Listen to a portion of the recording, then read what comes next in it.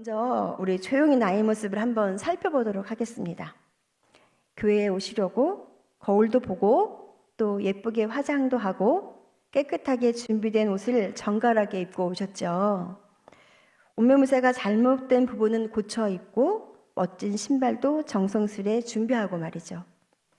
이렇듯 우리의 육적인 눈에 보이는 것에 세심한 정성을 쏟는 것은 아주 좋은 습관입니다. 여기까지는 아주 훌륭한 태도인데요. 우리 눈에 보이지 않는 영적인 것, 우리의 마음은 그만큼 갈고 닦으며 옷 매무새를 치장하듯 정성을 들여서 잘 정돈해가며 살고 있을까요? 영에 관련된 것들은 눈에 보이지 않으니까 소홀하기가 매우 쉽습니다. 그렇기 때문에 더욱 정신을 차리고 예수님의 제자된 의식을 가지고 나의 영도 아름답게 치장하며 살아가야 하겠습니다. 아멘이시죠?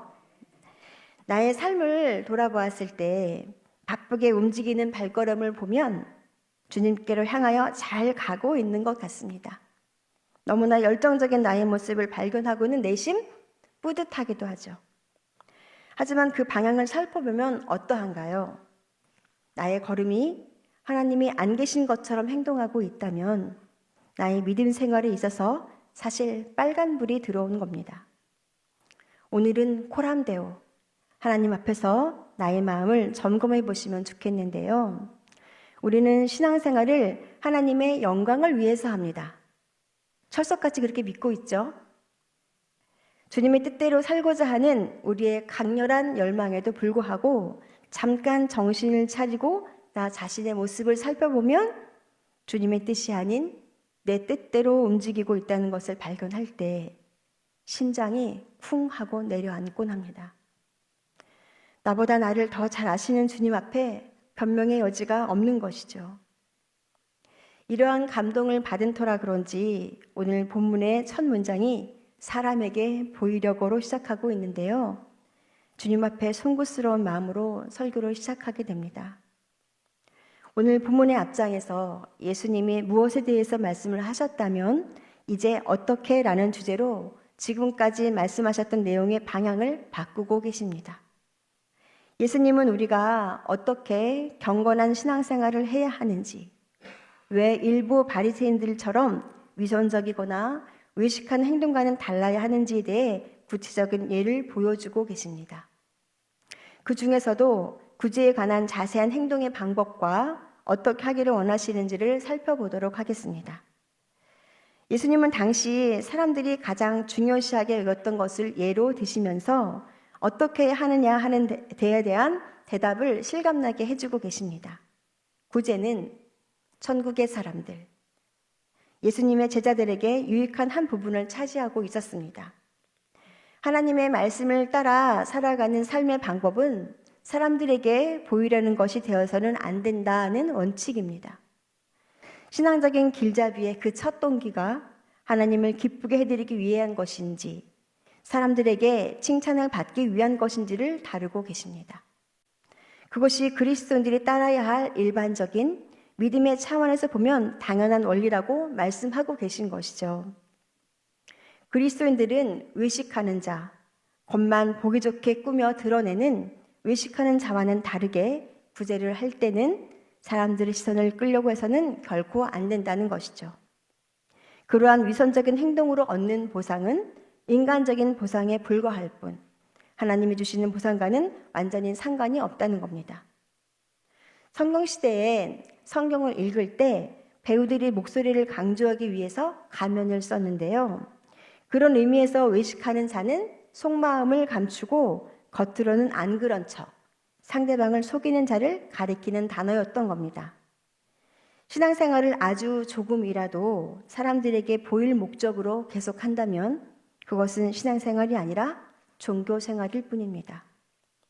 하나님께서 세상을 만드셨고 다스리셨기 때문에 모든 신앙적 행동은 하나님께서 보시도록 해야 하고 그리할 때 하나님의 상급을 받게 되는 것이죠. 오늘 말씀의 중요한 키워드는 외식하는 자입니다. 이 외식하는 자는 도대체 어떤 사람이고 또 어떻게 성경에서 정의하고 있는지를 자세하게 살펴보고 이해한다면 우리의 올바른 신앙생활에 큰 도움이 될 것입니다.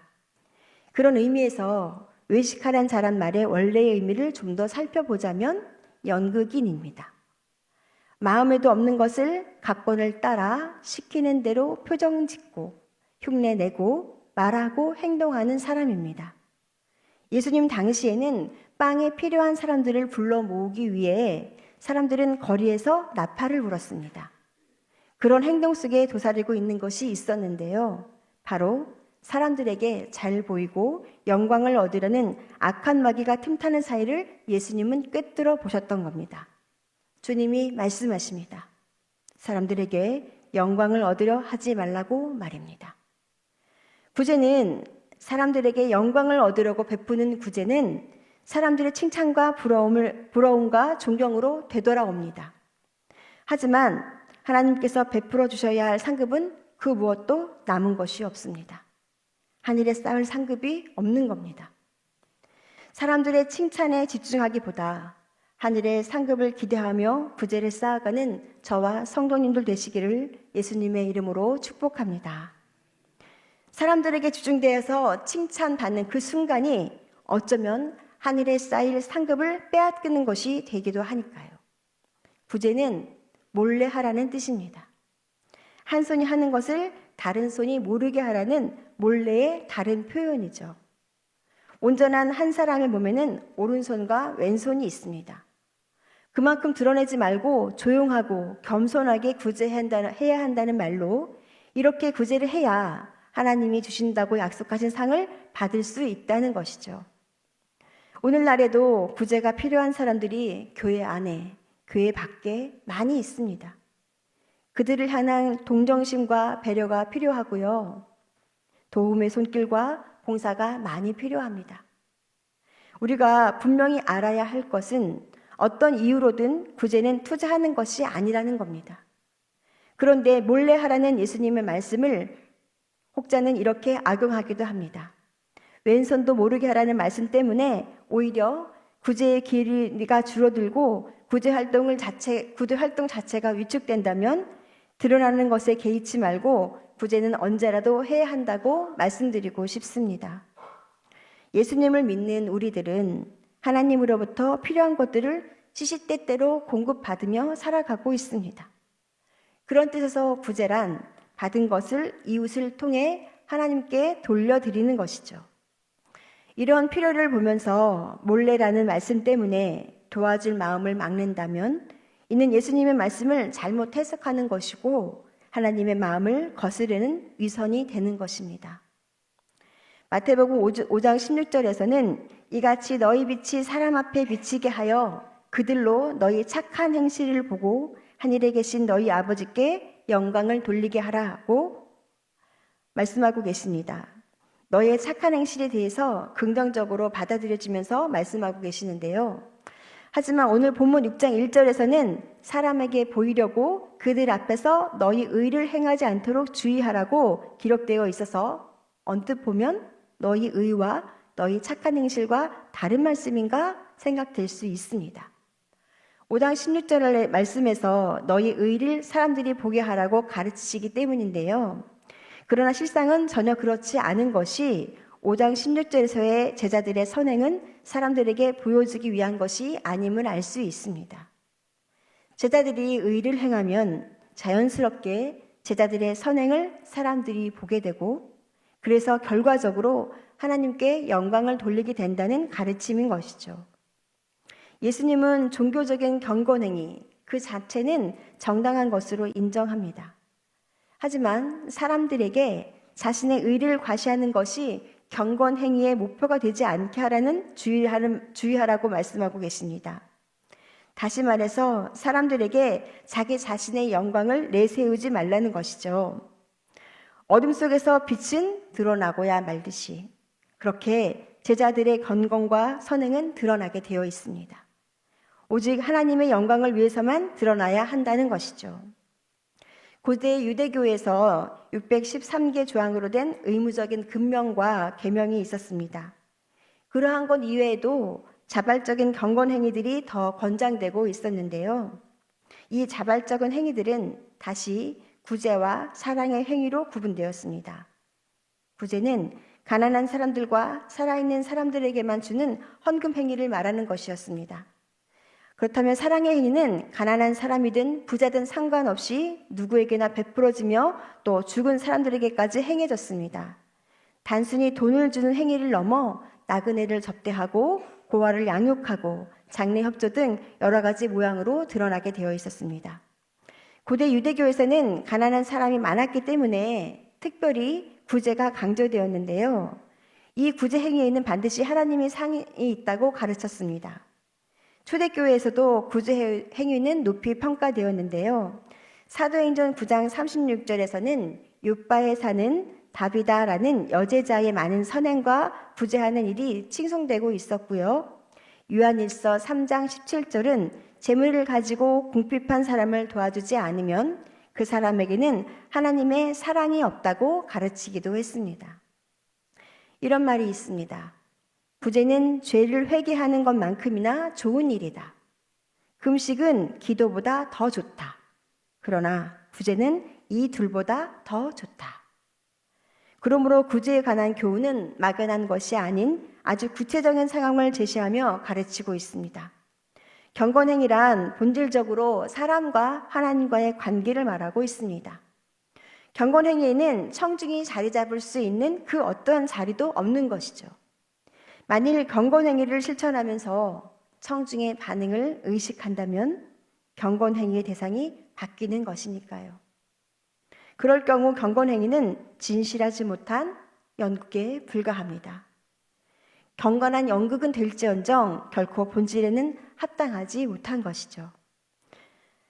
곧 하나님을 향한 경건행위도 아니고 청중에게도 진실하지 못한 연극이 되는 것입니다. 예수님 행하신 동일한 위선자에 대한 비난은 수많은 랍비에 의해서도 문제시 되었는데요. 랍비 힐렐은 자신의 유익을 위하여 선을 행하는 사람은 차라리 태어나지 않았으면 좋았을 것이라고 말했고요. 또 다른 랍비는 은밀하게 구제하는 사람은 모세보다 더 위대하다라고 말했습니다.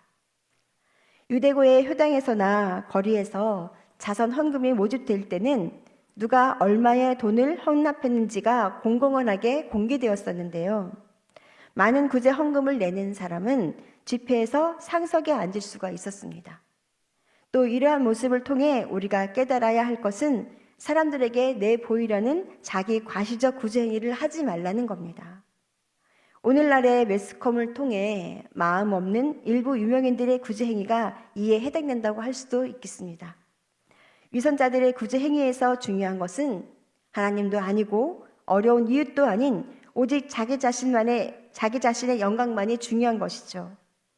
이들에게 하나님의 상이라고는 하나도 남아있지 않습니다. 이는 유대교의 보상 사상을 그대로 인정받아 물려받은 것인데요. 오른손이 하는 일을 왼손이 모르게 하라고 말하며 외식하는 자의 나팔 부는 행위를 반해서 제자들의 구제하는 방법을 극단적으로 말하고 있습니다. 제자들은 은밀하게 자선을 실천해야 합니다. 구제 행위를 조금이라도 남에게 보이려 한다는 것은 이미 자기 영광을 위한 위선 행위에 불과할 뿐입니다. 은밀한 구제 행위는 전지전능하시고 공평하신 하나님을 믿는 신앙에서만 가능합니다. 아무리 은밀히 하는 행위라도 하나님 앞에서는 속일 수 없습니다. 하나님께서는 이 은밀한 구제 행위에 대해서 반드시 공평하게 갚아주시는 것이 하나님의 법칙인 것입니다. 이 하나님의 상은 자선 행위자와 하나님 자신 사이에서만 벌어지는 사건인 것이죠.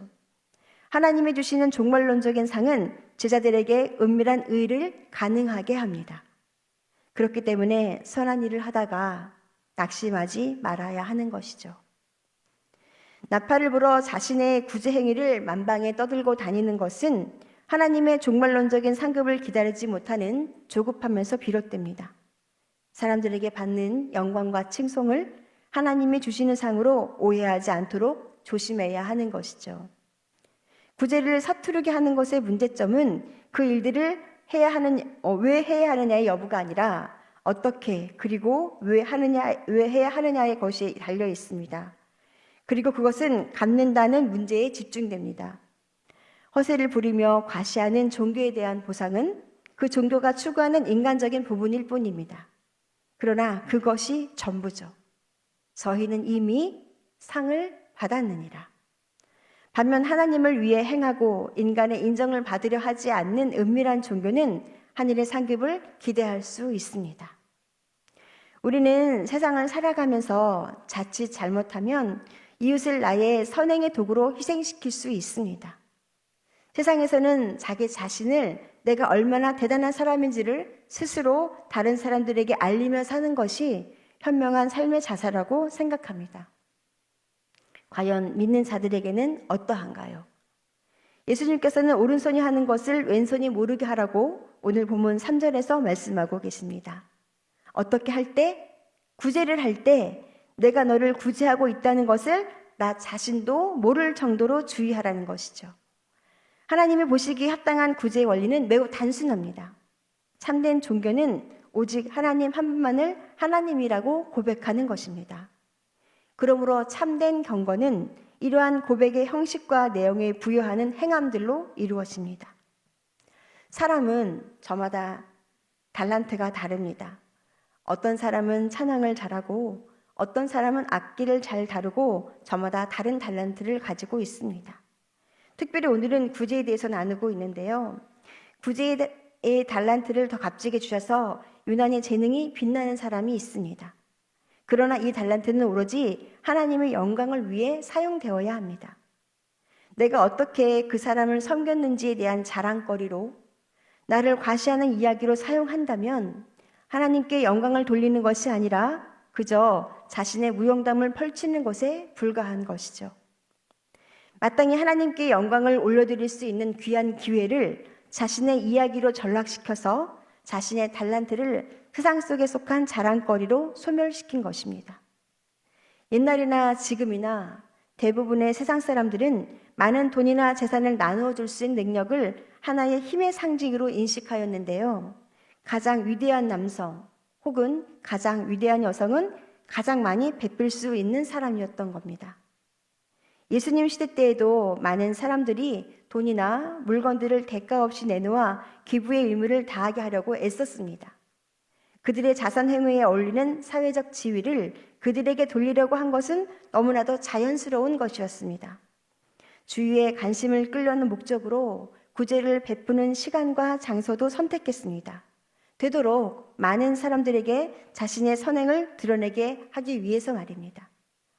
예수님은 가장법적인 은유를 사용하여 그런 사람은 마치 왕의 임재를 공포할 때처럼 자신의 구제를 나팔을 불어 알린다고 비판하셨습니다.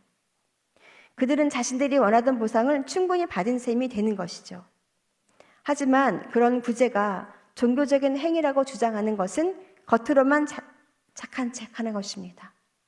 구제함으로 하나님을 영화롭게 하기를 원하는 사람은 은밀히 하려고 노력함으로써 세상적인 보상을 물리쳐야 하는 것입니다.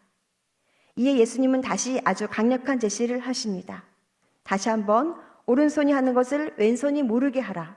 그렇게 하면 오른손이 하는 것을 왼손이 모르게 하면 왼손이 하는 것을 오른손이 모르게 한다면 너희 아버지가 갚으시리라. 잘하였도다. 착하고 충성된 종아, 내 주인의 즐거움에 참여할지어다. 은밀히 베푸는 사람은 이러한 행위를 통한 예배를 받기를 바라시는 하나님의 칭찬을 받을 것이기 때문입니다. 나의 선한 행동을 오해하는 사람이 있을 수 있습니다. 그러나 실망하지 마십시오. 의기소침하지도 마시고요. 주눅 들지도 마세요. 하나님은 당신의 그 어리숙함을 오히려 더 사랑하십니다. 왜냐하면요, 당신의 그 선한 동기를 주님은 아시니까요. 나를 창세 전부터 계획하실 때 하나님의 성품을 닮아 나를 선하게 빚으셨으니까요. 하나님의 성품을 닮아 온전케 되려는 당신의 하나님을 향한 진심 어린 열심을 하나님이 기뻐하시기 때문입니다. 사랑하는 성도 여러분, 나의 생각보다 나의 뜻보다 더 크고 더 놀라우신 주님이심이 너무나 기쁩니다. 마음이 든든하고 평안하여집니다. 자신의 이름을 높이기 바쁜 삶 속에 빠진 사람들을 위해 이 완악한 때를 위하여 이 교회를 위하여 기도하라고 내가 너를 세웠노라 내가 너를 지명하여 불렀노라 말씀하십니다.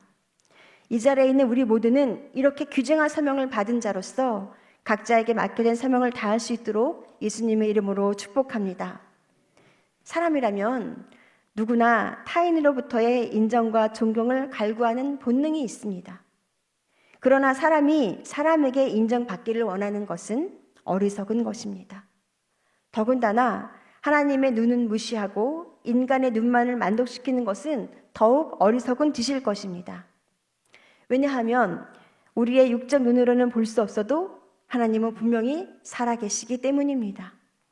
구제는 사회의 어두운 그늘에 있는 자들을 향한 도움의 손길입니다. 그런데 이를 행하면서 진정한 연민과 애정이 아니라 자기 의의를 과시하기 위해서 가난한 사람과 몸이 아픈 사람과 도움이 절실히 필요한 사람까지 이용하여 자기 욕심을 채우고 그저 자기 자신만을 드러내려는 것은 하나님이 기뻐하시지 않는 일입니다. 사랑은 언제나 그 자체가 목적이어야지 그 어떤 것의 수단이 되어서는 안 되니까요.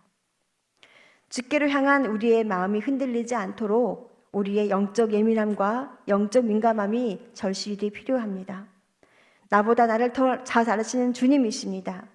내가 죄를 짓고도 모른 척하는 마음이 있으시다면 지금 이 시간을 통해 회개하시고 정결해진 마음 안에 주님의 사랑으로 가득 채워 넣으시기를 예수님의 이름으로 축복합니다. 우리 메시지 성경 마태복음 6장 1절부터 4절까지를 다 같이 한번 읽어보도록 합니다. 함께 읽겠습니다. 너희가 선한 일을 하려고 할 때에 그것이 연극이 되지 않도록 특히 조심하여라. 그것이 멋진 연극이 될 수 있을지는 몰라도 너희를 지으신 하나님은 박수를 보내지 않으실 것이다. 남을 위해 무슨 일을 할 때에는 너희 자신이 주목받지 않도록 하여라. 분명 너희도 내가 연극 배우라고 부르는 이들의 행동을 보았을 것이다. 그들은 기도하며 큰 길을 무대로 알고는 누군가 자기를 보고 있으면 긍휼을 베풀고 사람들 앞에서 연극을 한다. 물론 그들은 박수를 받지만 그것이 전부다. 너희는 남을 도울 때에 자신이 어떻게 보일지 생각하지 마라. 그냥 소리내지 말고 은밀히 도와주어라. 사랑으로 너희를 잉태하신 너희 하나님도 무대 뒤에서 일하시고 너희를 은밀히 도와주신다. 아멘.